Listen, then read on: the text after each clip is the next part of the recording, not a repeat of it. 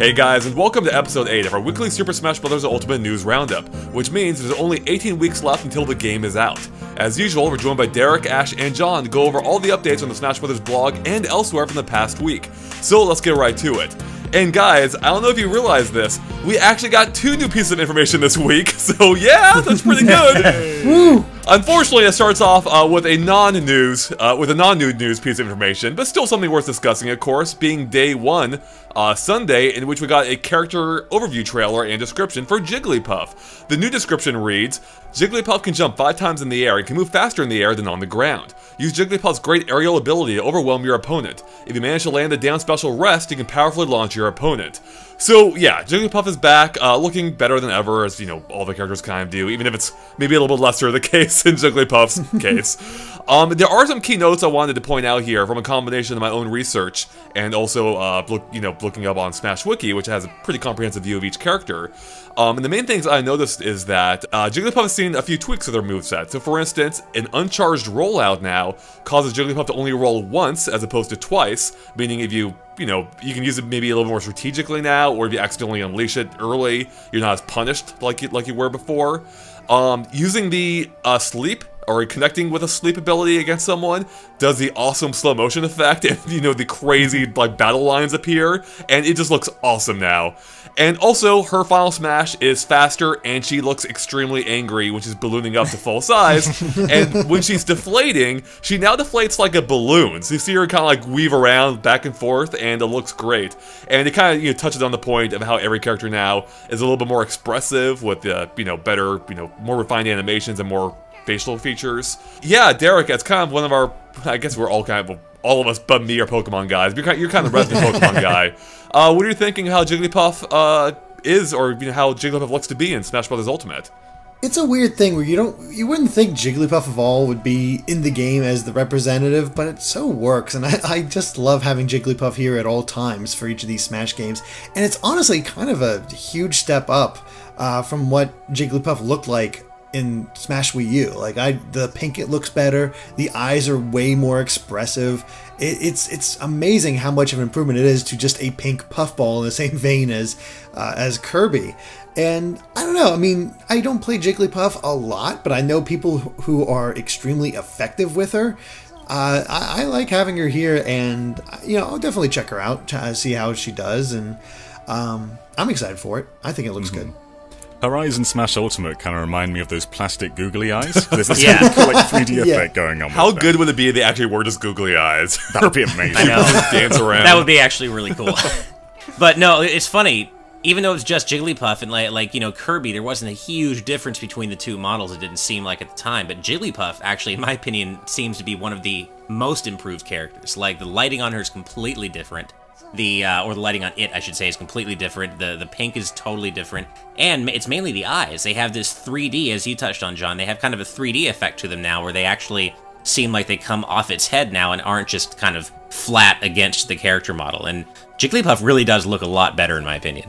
I gotta comment on the trailer itself, the character trailer, because they have this really awesome moment where she hits somebody into the launch star and then uses rest to just take care of them up there. That's some really cool play. I was gonna mention exactly that moment. That was one of my favorite parts in the entire presentation, and I was like, that is such a cool way to utilize that item and move combo. And I want to try to do that myself. Well, yeah, good luck with that, because it makes me wonder how many times he had to retake that scene. And it reminds me of that interview with the now ex-Treehouse employee who described the process of making trailers or grabbing footage for Smash Bros. Wii U and 3DS, and how, let's see, what's the word I'm looking for? How maybe not demanding, but how much of a perfectionist Sakurai could be when it came to the footage, and how I think he would often capture a lot of it himself, but for footage he didn't, or for footage captured by someone else, he would come back with them with notes, be like, no, you need to do this slightly better, or do something slightly different. Of course, that Treehouse employee is now fired, but that is interesting to show just how much effort goes into these gameplay sessions, because really every one of these character trailers are really well crafted. They show off a variety of moves in a variety of contexts and circumstances that really shows off these characters in the best possible light. Yeah, completely agree, and we'll actually touch on that a little bit later, because Sakurai had a column in Famitsu this week about the topic of presentations, and he talks about kind of the production process of the Smash Ultimate E3 reveals. So we will touch on that a little bit later. Man, I wish that were next, but that was a perfect segue. I know, Yeah, right? seriously. But it is amazing. Like, every character trailer does such a great job showcasing that character's unique attributes in such a small amount of time, too. Like, they're all less than 30 seconds. Yeah, they are. They pack a lot in there, and I'm glad they're only 30 seconds because it makes research for this a lot easier every week. Yeah. Yeah, no, it's awesome that Jigglypuff's back. She's been with the series since the very beginning. In a way, I feel like she's almost kind of first oddball character, or what I like to call the WTF character. I don't think she's quite to the same extent a lot of them have been, but she was in I think she was one of the original unlockables. I think was she the second unlockable after Luigi? I think so. I think so. Yeah. Yeah. And the Captain Falcon and Ness as well. That's right. And it was just, a character I'm guessing a lot of people didn't see coming. I certainly didn't. And she's just been a fun mainstay of the series since, particularly with that rest move of hers, which one of my friends is unfortunately extremely good at, which sucks to fight him against. And the thing that really rubs me is that I used to be really good with it too, like in the original 64. But since then the timing's changed a bit, I feel like, or maybe I have, I don't know. So I'm just not nearly as good with it these days, so it really gets me every time he, nails me with, I go flying off the screen, so... What's really funny is that sleep is ostensibly there in order to set up for the rest, but nobody ever uses sleep because it's such a slow move with a limited range, and it's just easier to get the timing down on the rest. It's really funny how Jigglypuff is kind of high level if you really want to use her effectively. Yeah, like Jigglypuff is just never gets old trolling people with Jigglypuff. Like whenever you win with Jigglypuff, obviously, I don't think Jigglypuff is considered the worst character in the game, at least not in 4, but still, it's Jigglypuff, and it's so weird how this Pokemon doesn't have much notoriety outside of Smash, but in Smash, Jigglypuff continues to be a star, and I have always loved playing the character.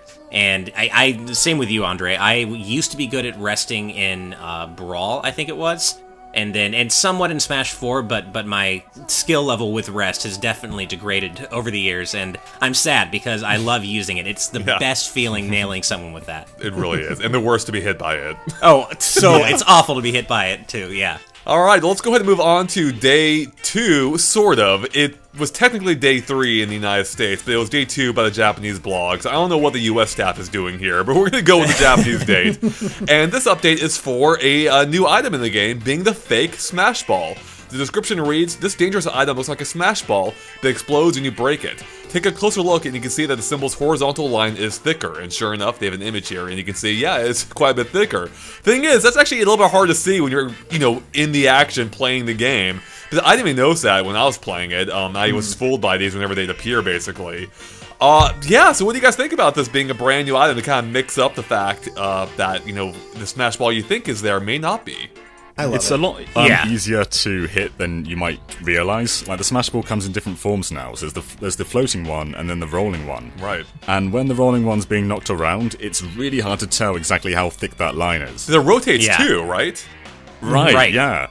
So, and I actually got quite a few KOs with the fake Smash Ball by hitting it myself and then getting the blast radius to get everyone else too. Nice. So you can use it as an offensive item as well as like a trick item. Nice. I love that. This is one of my favorite new items that they've added. I think it's a great idea, and it's essentially the Smash Brothers version of the fake item box in Mario Kart, and I've always loved that one as well. So I think this is a great idea. I'm actually surprised it hasn't happened sooner, and I love the idea of just trolling the people I play with exactly like you were describing, John. And just in general, the idea of a fake Smash Ball dropping into the match in the middle of all the other chaos already going on, it just feels like a trolly kind of thing, and I am all about it. Yeah, I never was able to tell the difference. I was just like, well, it's a Smash Ball, I'll try for it. And then it's like, okay, this is not going good, trying to get away, and inevitably get caught up in the blast. And I think it also ties into the fact that we were also all having trouble keeping track of our characters at times, so it's a little tricky. That's something we've touched on before, but that is a good point, is that, actually, John, did you have this trouble at all? Did you find it a little bit tougher to track your character in this game when playing 4-player matches versus past Smash Brothers? Yeah, totally. I think because items are on, and assist trophies and Pokemon, there's just things everywhere. And especially when you do large hits as well, and you have all those visual effects going on, you just can't really tell what's going on anymore. Yeah. That's exactly it. Everything being on, combined with the new smoke clouds that appear, and also, I think, the lack of hit stun when you're hit, right? Or when you're smashed. Like how it's just more instant now, right? Right. Yeah, you're instantly thrown back, and it's like you have to kind of get used to that new speed because your eyes are not used to. If you played a lot of Smash, you're looking for your character in a place they're not at because they zoomed away because it's so much faster now. Yeah, maybe that's why they had to add the off-screen map so you knew where your character ended up at. That very well could be. Yeah. To my recollection, did this always appear alongside the real Smash Ball, or did it just appear randomly as well? I think it appears randomly. Okay, I had it appear a few times without the regular one. Got it. But one thing I actually do like about the fake Smash Ball is it kind of changes the dynamics of the actual Smash Ball. Because in previous games, when that appears, everyone like rushes towards it, and it just changes like everything. Right. But in this game, you're kind of like hesitant to even touch the Smash Ball now because it could be fake. So I think it makes you a bit more like, you think about whether you actually want to go for it a little bit more. That's true, yeah. There were multiple times where both versions of Smash Ball appeared at the same time in my matches. We had a real one and a fake one. It's like, oh crap, which one am I going for? That is really cool. And I always chose wrong. It's almost like the difference between the regular mushroom and the poison mushroom. Where it's like, is that the right red? I can't tell. And then, like in the chaos of a match. Exactly. Alright, let's go ahead and move on to day 3, being Tuesday, and we got a couple of updates for today. First off, we got a brand new music track being Galaga Medley, and since, again, Ash, you're the music guy here, let me go and throw it to you, also because you can pronounce Japanese names far better than I can. Alright, so this Galaga Medley was composed by Yusuke Takahama, or arranged by Yusuke Takahama, who is a freelance game musician who has worked for various different companies. Notable credits include Mario and Sonic at the Olympic Winter Games and Sonic Colors, where he did sound editing, as well as Smash Bros. Brawl and Smash 4, where he did things like that Castle and Boss Fortress remix from Mario 3 and Mario World, which I personally really liked, as well as the Tal Tal Heights remix from Link's Awakening, the Star Fox 64 main theme remix, the Ridley remix from Brawl. It's lots of good stuff there. He also did the Shadow Man stage remix for Mega Man 3 and Smash 4. So this guy's gotten around. I do like that one of his first games was Bad Dudes. Like, what? He started at Data East and composed Bad Dudes. That's awesome. So that is awesome. This guy has a long history in game music, and I don't know about you guys. This is one of my favorite music updates so far. I'm a sucker for old school, arcade, chiptune music anyway, and I love what he's done with this medley. It's one of the most surprising, because the Galaga theme is like 7 seconds long, and he's managed to like make a proper piece out of it. Like this is quite a long track, and it's like, it's not repetitive either, I don't think. It's very varied and keeps going on with some new riffs on the Galaga theme. So I actually enjoyed it, surprisingly. I really enjoyed it. Like, I listened to it again before we recorded this, and the word that just kept popping into my head is it's so damn jaunty. Like, it's just a very peppy, jaunty song, and I'm like, yeah, I love this. This is so good. Get those Pac-Man elements in there. It's I don't know, it just works so well. I can't disagree with anything you guys have said so far in terms of like the construction of the track. The fact that he took this really short track and turned it into an actual song is cool. With that said, it's just not doing much for me. I mean, it's fine. I appreciate it for what it is, but it's just not like clicking with me in any meaningful way. It's funny, you and I have switched roles this time, because that's pretty much almost, I think, word for word what I said about the City Trial remix. I was like, oh, it's cool, I'm glad it's here, but it's not really doing anything for me. So it's like we've switched roles this week for the music. Freaky Friday. Yeah, right? Alright, let's go ahead and move on to the second update for Day 3, being a stage update. The description reads, or it's for Lylat Cruise, and the description reads, this stage rests on top of the spaceship, oh god, Pleiades?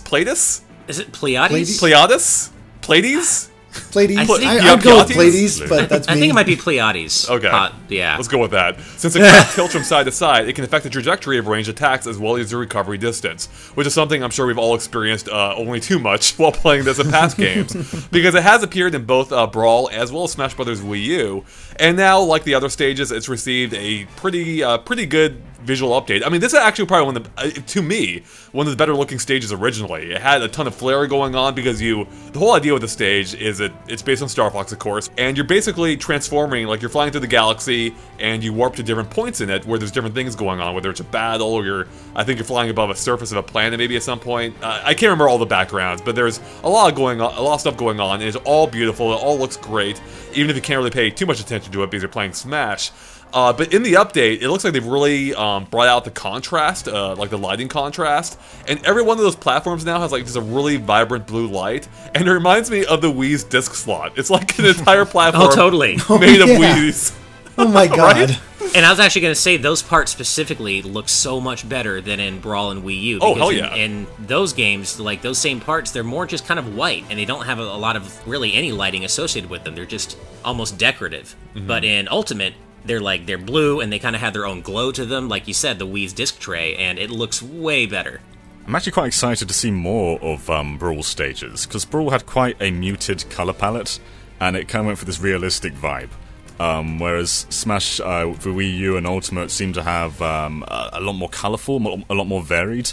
So, yeah, this looks great, and I kind of want to see a bunch more Brawl stage return like this. Well, boy, do I have good news for you coming up on Thursday there, John. I was going to say really quick, just kind of a random aside, but I did play recently on Lylat Cruise in Ultimate with another YouTuber, Yoshiller, at the Comic-Con media event. And he was trying to get the Star Fox Easter egg dialogue to work by doing Fox's taunt over and over again. He couldn't get it to work, and I assume that's just because it's a demo build. Right. But just kind of a random aside, I assume that'll be back in the final game, but we did try that, and it doesn't seem to be in the demo build. That's just kind of cool that you guys makes tried sense. that. Yeah. But yeah, I don't think it's too shocking that's not in the demo. Nah. So. I mean, this is just a solid Star Fox stage. I've always really enjoyed it. Honestly, Star Fox has a pretty good track record of They stages. do. I would Yeah. say Star Fox has a much better track record than Metroid does. Oh, 100%. Yeah, I think I agree with you. Yeah. The only Star Fox stage I wasn't a huge fan of, I think, was the the one we were flying at the camera in Melee. Oh, Venom. that Venom? I Yeah, never that's liked- Venom. and that's coming back too. That's been confirmed to return as well. Right. But I never liked that one either. Right. I liked, despite some of the chaos, I liked Orbital Gate Assault in Smash Wii U a lot more than Venom. One of the interesting things about this stage is they somehow made space look better. Like, just blank space with stars. They somehow made Yeah. it That look is more true. vibrant, a little bit more busy.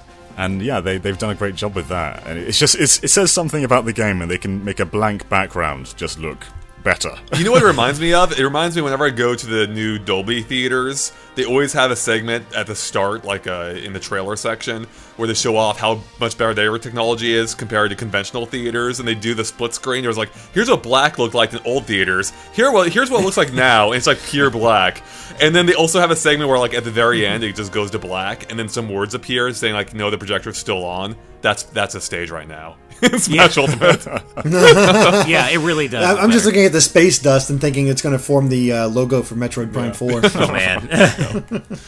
All right, let's go ahead and move on to day 4, being Wednesday, where we got another character overview, this time for Wario, and the description reads, Wario has unique attacks like using his Wario bike and releasing noxious gas. He can jump higher than normal by leaping from his bike, which comes in handy when recovering. For his final smash, he turns into Wario Man and creates copies of himself for an all-out attack. And I've got some key points here, again, from my own research as well as the Smash Wiki. And the key thing here is, guys, his shoulder bash is back.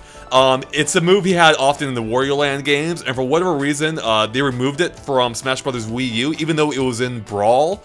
Now, in Brawl, it was his, it was a side smash, but now it's actually his dash attack, which is a little bit interesting. It probably makes more sense, considering that I think that's primarily the context he's used it in, including in the recent WarioWare Gold game. Beyond this, his forward tilt is now a slap. I think it was a punch before. When he does a taunt now, where he closes his mouth, they added some new, like, motion lines, like stars that pop out, just to drive home the point that his mouth just slams shut. His fart effect, or his fart move, Wario Waft, gets that same slow motion treatment if you land it at full power, I think. That's humiliating. Yeah. Yeah, really. Yeah, It really is. And also, during the Wario Waft, he now faces away from the screen, so you get Wario's full butt in all of its glory whenever he does this move. And as the description touched on, his final smash is changed. Before, he would transform into Wario Man, and you had full control of him, whereas that's no longer the case. Now he kind of dashes forward, and that connects. That just starts off the Wario Man sequence, in which it seems you have no control at all. So yeah, Wario's back, guys. John, what do you think about this? So, one of the really interesting things about Wario is from the Everyone Is Here trailer, when he's riding on his bike, he does those taunts, and he's so much more expressive than he was in Smash Bros. Wii U. And I know they keep sort of driving home how their expressions have changed, but this guy is like the lead example of that. Like he's so expressive, and it's just great. And one other thing I really like is his nose is really pink now.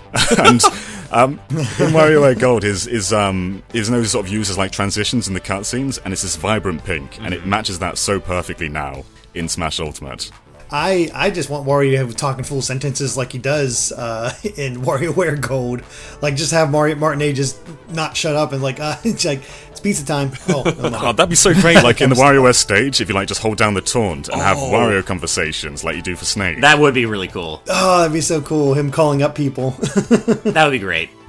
It's Wario. I think I've said this in many different ways, and many different times throughout discussions. I don't like this character. I'm sorry. I never have. Don't think I ever will. I'm glad he's back. He should be here. He deserves to be here. I'm glad he's back for his mini fans.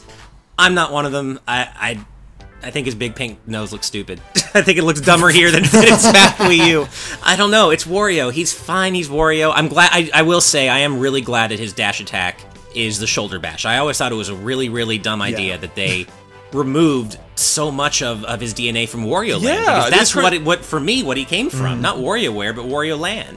And so I'm glad that they're bringing that back, but it's still Wario. Well, and within the context of even outside Wario Land, changing into a punch still didn't make sense. Right. It's why change it to a move most other characters have when he had a unique move originally. So I'm glad to see it is back in some form at least.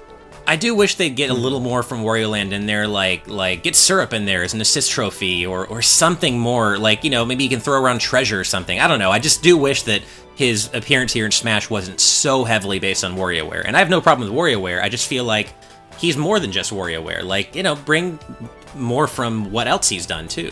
Well, they do have the old school costume there, Ash. That's true. That's true. And not just costume, like the full body setup. Like, he's even more obese in that. That's a good point. He's not as muscular in that costume as he is. Yeah, that's true. I'm kind of glad to see WarioWare get some love. Like, I feel like they struck a pretty good combination here, respecting his Wario Land games, especially with his dash attack coming back, and or shoulder bash rather, and also him just having the general getup of his WarioWare appearances.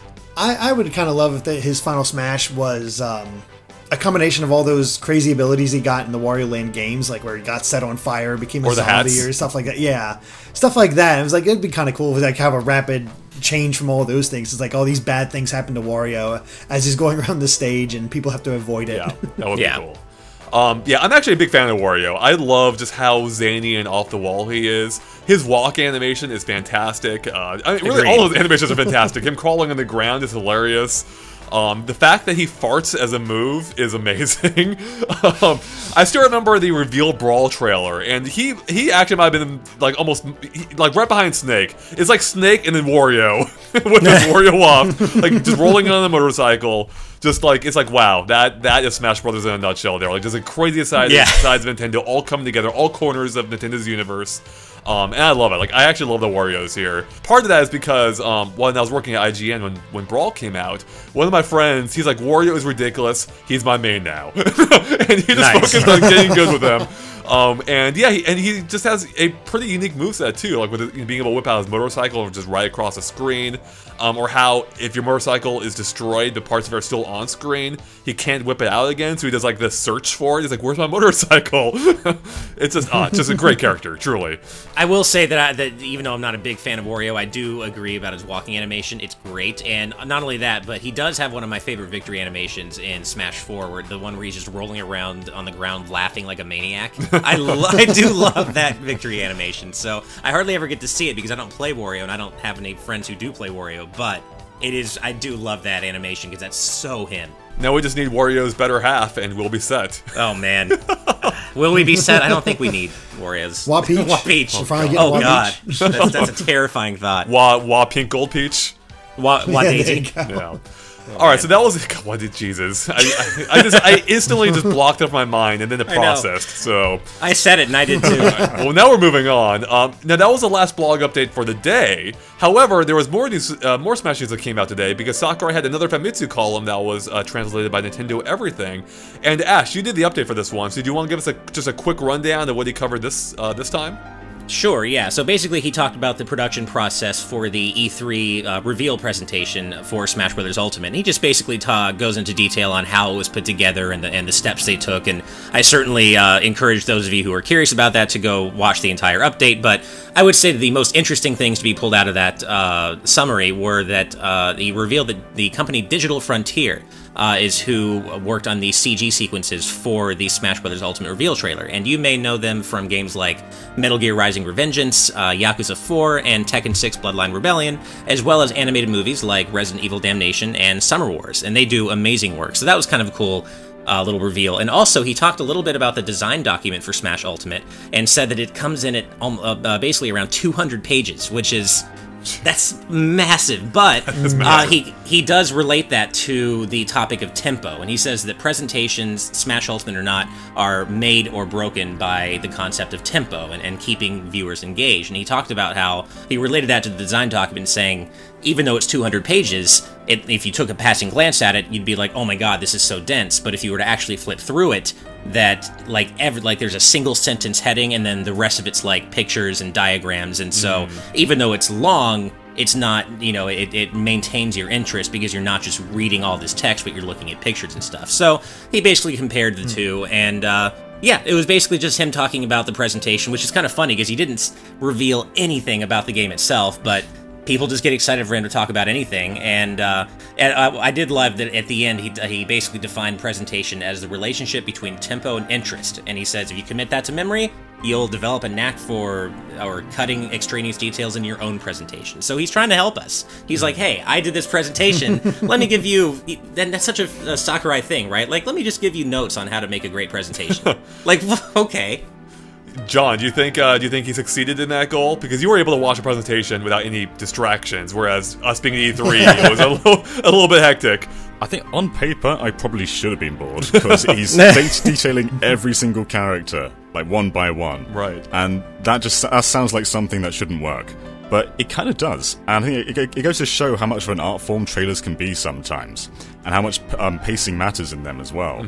And I think if you weren't a Smash fan, you probably were a bit bored by this, because it's like 20 minutes of continuous Smash. Right. But it is well paced, it's going on to the next character one by one, detailing them with new attributes. There's new details coming in every couple of seconds.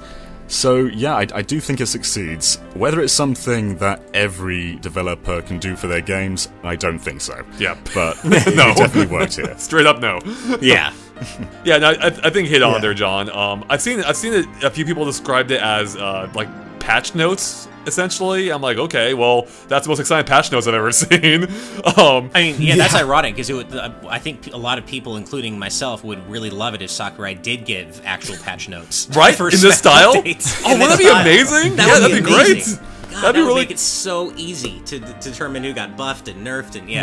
Maybe we could start doing that. Maybe we could have our take on patch notes, right? Like, hey, here's patch notes in visual form. I guess we already kind of do that with tours, but we could dive in real deep on the Yeah. All right, well, let's go ahead and move on to the final day of the week, which is Thursday, day 5. Which only had one entry, being an assist trophy for Rodin from Bayonetta. The description reads, Rodin gave Bayonetta her name, he summons a giant arm and unleashes a powerful blow, and sometimes he'll even give you a powerful weapon as he leaves. So I don't know if any of us saw him in the E3 demo while we were playing, did we? I did. Oh, you did? Okay, cool. Did, yeah. Okay. Yeah, so do you remember what exactly he did when he appeared?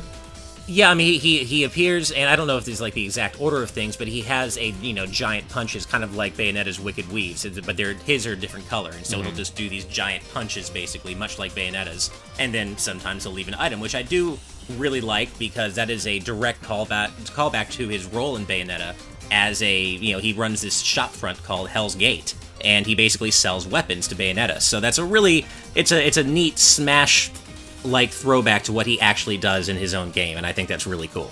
Yeah, Rodin is just a great choice for an assist trophy. People like him. He's funny as all get out in the game itself. I almost wish he had his Santa outfit from. Oh, me too. That would be Santa cool. outfit? Yeah.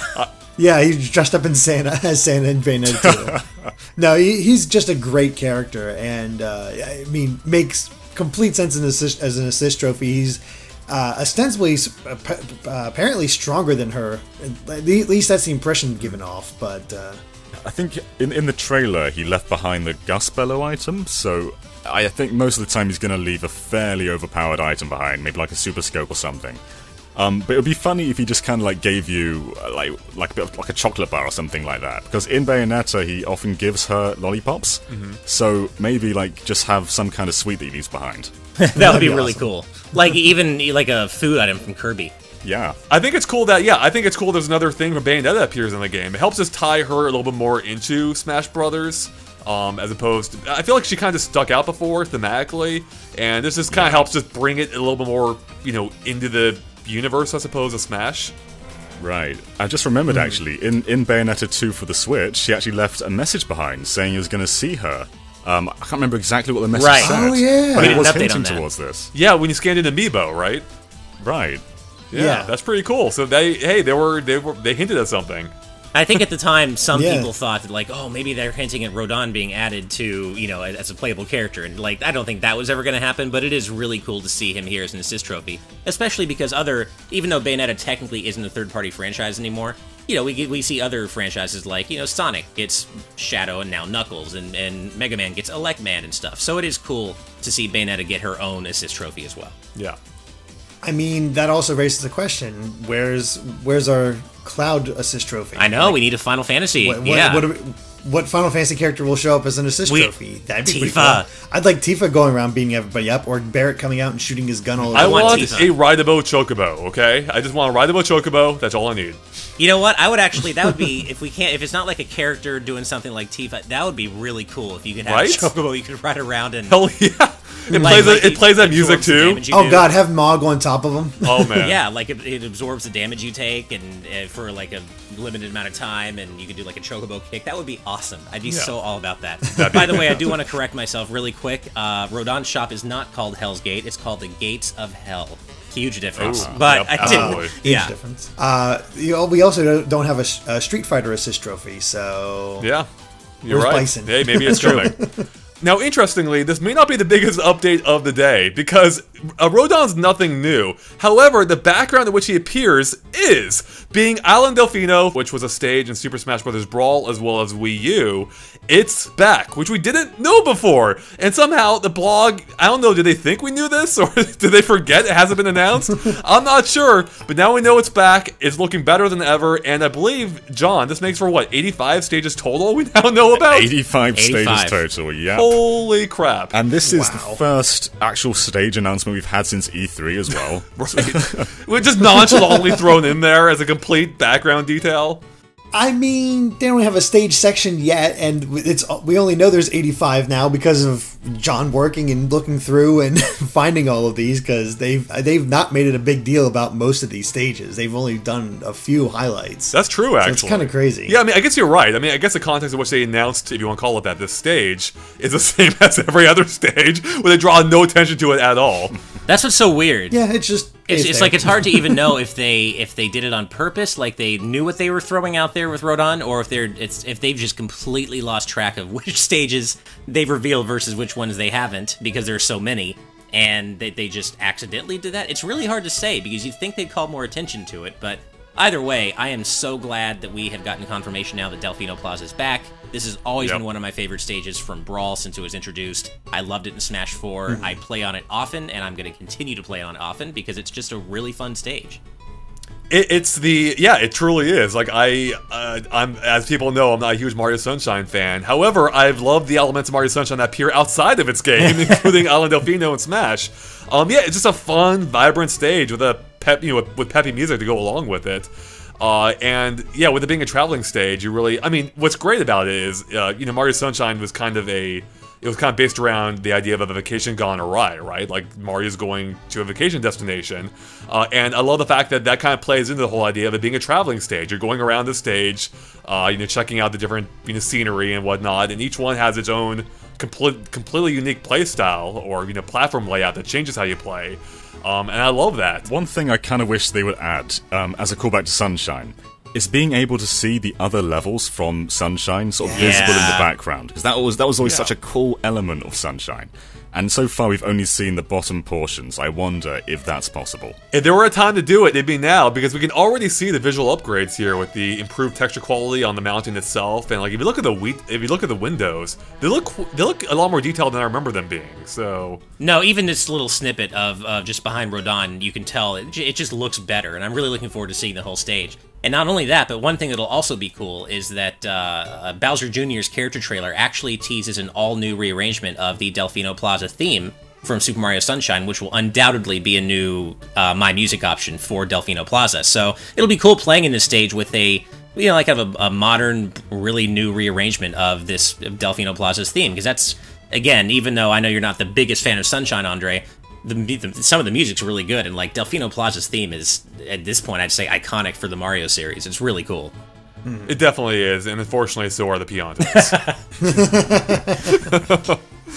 Yeah, no, I'm totally there with you. In fact, so yeah, with that music track you mentioned having appeared during E3, that kind of was our first hint that the stage might have been returning, but of course we didn't know for sure, because they could throw it in any Mario stage and it would have worked. Right. But it is good to have the official confirmation now, and I can't wait to play more of it. And John, now they mentioned the background details, I really hope they go in there and start adding, some more of those Mario Sunshine stages, because that was a key part of the original game. Like, the whole idea was it took place in this one world, this one connected world, and you could see the other levels from each other generally. So yeah, now I'm gonna be disappointed that's not the case.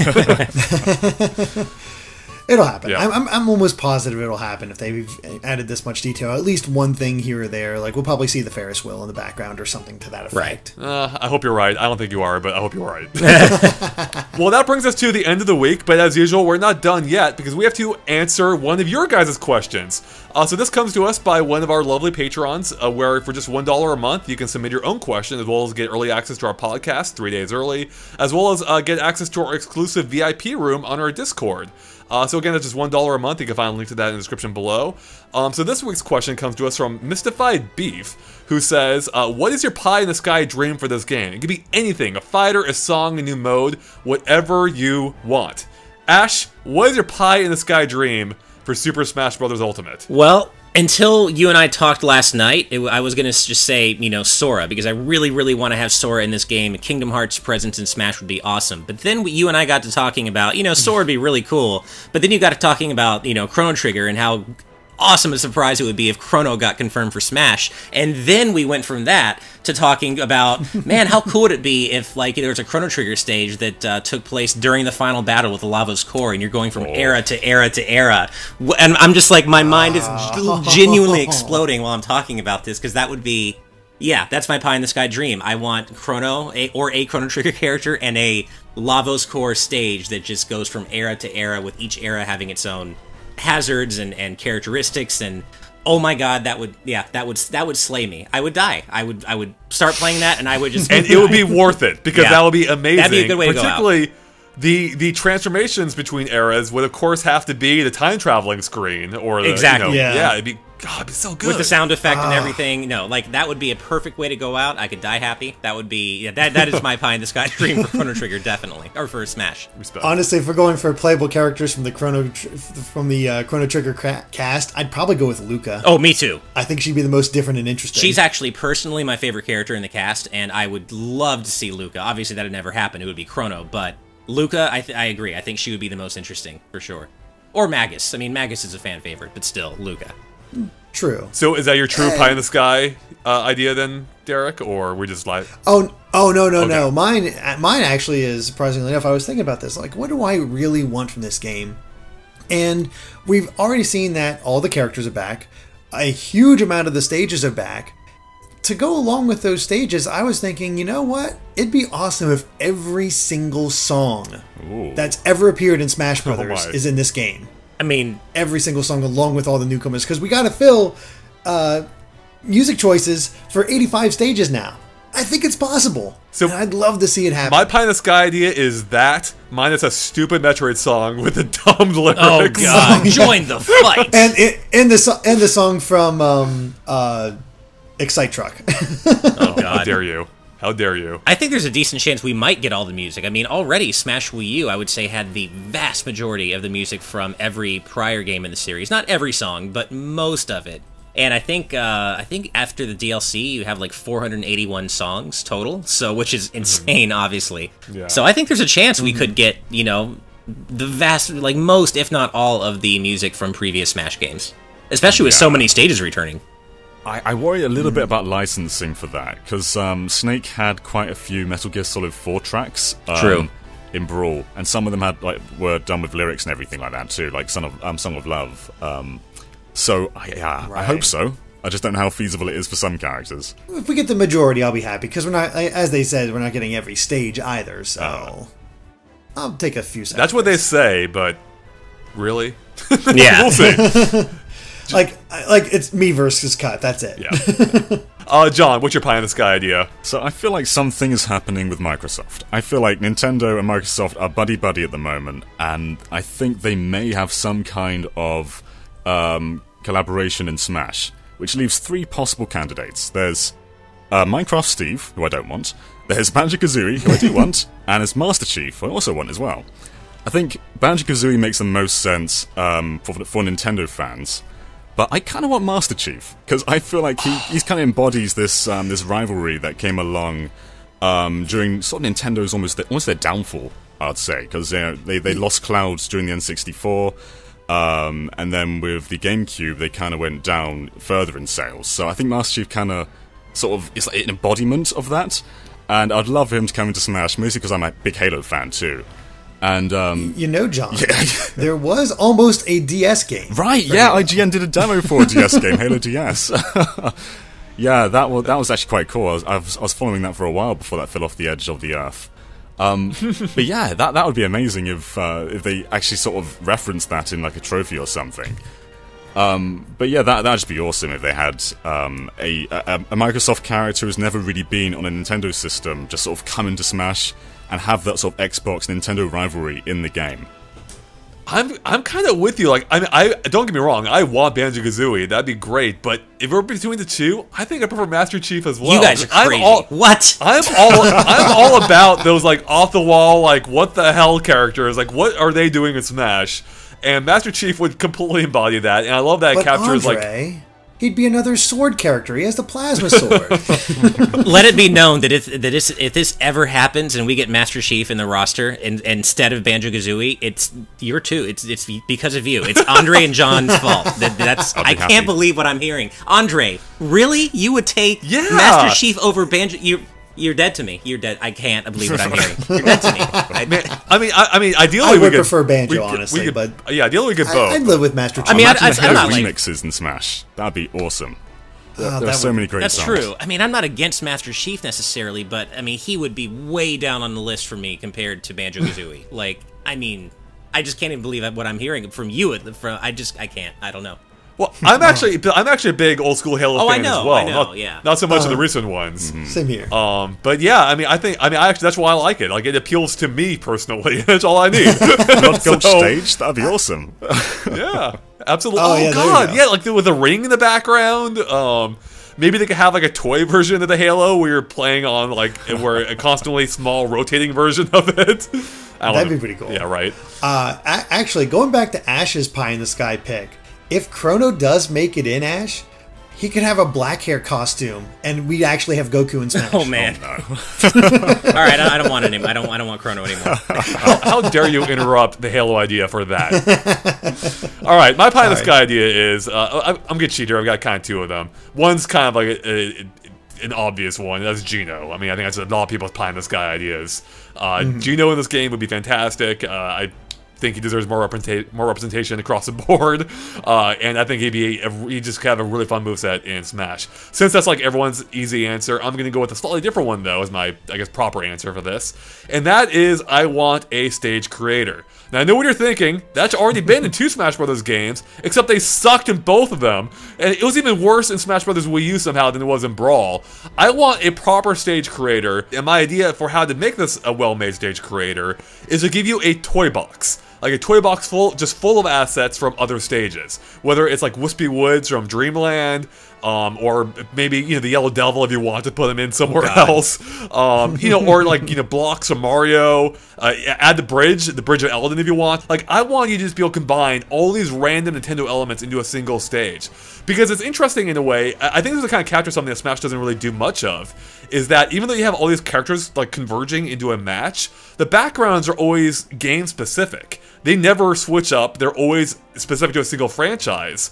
I think it'd be kind of cool if the Toy Box opened that up, blew that open, let you create your own combination stages yourself, where if you want to throw in a Metal Gear with a Goblin from Zelda, with a Goomba from Mario, you totally can, or blocks from Mario, or whatever else. I think that'd be really neat, and just really open the floodgates to just really creative possibilities, particularly if these were playable online. If you can share, if they had like a specific stage, like custom stage mode online, where you can hop in with random people, see what weird-ass stages they came up with, and just play on them. You just described the stages from PlayStation All-Stars. Oh yeah, mixing two elements together. I was kind of thinking that, actually. No, I do like the idea, and it would kind of hark back to Smash 64's original kind of characterization as maybe a kid in their room playing with action figures of Nintendo characters. Like, they never really went into that and really explained exactly what's going on with that intro. But they came from a toy box. But exactly, like that's the first thing I thought of when you mentioned that. The first stage was made of like real life elements that got turned into the kid's imagination into a Smash Brothers stage. That's exactly, yeah. So when you said toy box, I'm like, oh, Smash 64. That would be kind of a cool callback. I just had another thought for Pie in the Sky. So rather than trophies, go back to 64 and have action figures for all those things, and you can actually pose them yourself. That would be sick. For each of these trophies, for lack of a better terms, but you actually get figures for each of these characters or items, and you can pose some of them. That'd be pretty cool. I love the toy idea actually quite a bit more than the statue or action figure idea.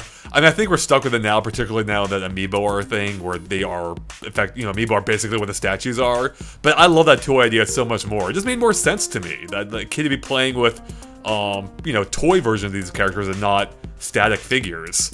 Yeah. Oh man. Because they even have that photo mode. Like, imagine being able to pose all of these different characters and take pictures and post them online to Twitter and stuff. That'd be really cool. It would be. That actually that reminds me a little bit of the Mario Paint 64 disk drive series, where you can import character models and you know, move them around yourself, or even make your own in that case. I wouldn't expect that to be here, but yeah, I'm right there with you. That'd be super cool if you could pose your own figures in these different environments. Speaking of Mario Paint, imagine if in your stage creator idea you have the Mario Paint music editor, and you can like make your own tracks in there too. Oh, that'd be sick. Mario Paint has the best music editor. Oh, that would be really... I don't even know how they would do that, but that does remind me, though. I guess my last point for this discussion will be, because they're not bringing the Miiverse stage back, they better put that Mario Paint medley in some other stage, because it was so good. And I just want to hear it in whatever other stage. Doesn't matter which one. Yes, it does. You know what stage it should be in? Is a Mario Paint stage. Well, if they're doing that, yes. Yes, yes, and yes. I want a Mario Paint stage with the Undo Dog and the fly swatting minigame as mechanics. I just want the Undo Dog as like some kind of crazy powerful ultimate chimera type thing from Newport City. I think that'd be great. I mean, what it should have is a stage should be built with the HUD, with the Mario Paint HUD there on screen constantly, and the cursor's just going between different options. You can have like the rocket that erases the stage. You can have the Undo Dog that randomly deletes platforms from, you know, what was drawn in. Oh, that could be great. The Undo Dog could undo you. Doesn't the rocket appear in the Mario Maker stage? I don't recall. Or does it just change? I can't recall. Because I think it just changes. I don't remember the rocket being there. I could be mistaken though. But I mean, the Mario Maker stage would probably be the most likely fit for the Mario Paint song to go to. So exactly. I mean, that game did also have the Mario Paint HUD basically. So true. Yeah. Much. It'd actually be really cool for the stage editor to have the Mario Maker HUD as well. Yeah, it would. Absolutely. I'm right there with you. Well, I think that brings us to the end of the week, so thank you so much for the question, Mystified Beef, and again, if you want to submit your own question, you can just back us on Patreon for $1 a month, and you can ask your own, and we may choose it for next week, along with several other perks. And with that, thank you so much for watching, and of course, stay tuned for next week, in which we'll be discussing even more Smash Brothers news. Catch you later. Bye.